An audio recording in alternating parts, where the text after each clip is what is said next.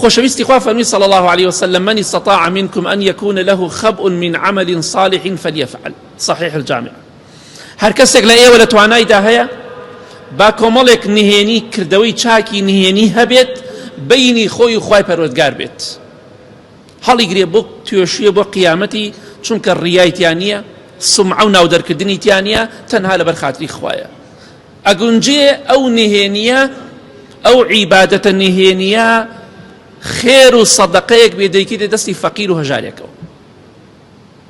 فەقیر و هەژارێک بەبێ ئەوەی تەسویری بکەی، بەبێ ئەوەی باسی بکەی لای خەڵکی، بەبێ ئەوەی بەڵاوی کەیتەوە، مەڕۆ پێویست ناکە هەتا قاچی تەسویر کەی، پێویست ناکە دەرگای حەوشەکەی تەسویر کەی، چونکە هەموو کەسێک لە ئێمە کۆمەڵە خزمێکمانەیە فەقیرە، دەزانین دەرگاکەی شێوەی چۆنە. شتێک بکە لە بینی خۆت و خوای پەروەردگارە، بڕۆ بەر دەرگاکە بیدەرێ با خەڵک نەزانی، ئەوەی کە تووشت بۆ جیاوازە، بەس تۆ ناتەوێت حەز ناکەی خەڵک ببینێ. ئەگونجێ ئەو خێر و سەدەقەیە کە بە نهێنی دەیکەی توێشوویەکی گەورە بێ بۆ قیامەتت، حەز ئەەکەی غەیری ئەو هەژارە هیچ کەسێک نەزانێ.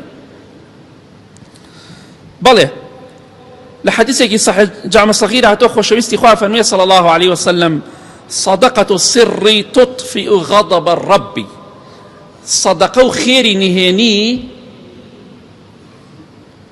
تووڕەبوونی خوا ناهێڵێ، واتە ئەگەر خوا لێشە تووڕە بێ کە خێر و سەدەقەت بە نهێنی کرد، خوا لێ تووڕە نابێت، تووڕەیی خوای گەورە ناهێڵێت.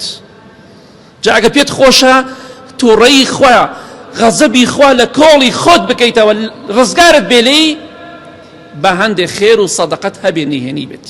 چونکە پێغەمبەری خوا فەرمی صلى الله عليه وسلم یەکێک لەو کەسانی کە لە ڕۆژی قیامەتە لە ژێر سێبەری عەرشی خوای گەورەدایە ناخۆشی و ناڕەحەتی قیامەت نابینێ، ئەو کەسەیە بە دەستی ڕاستی دەیبەخشێ، دەستی چەپی پێی نازانێ.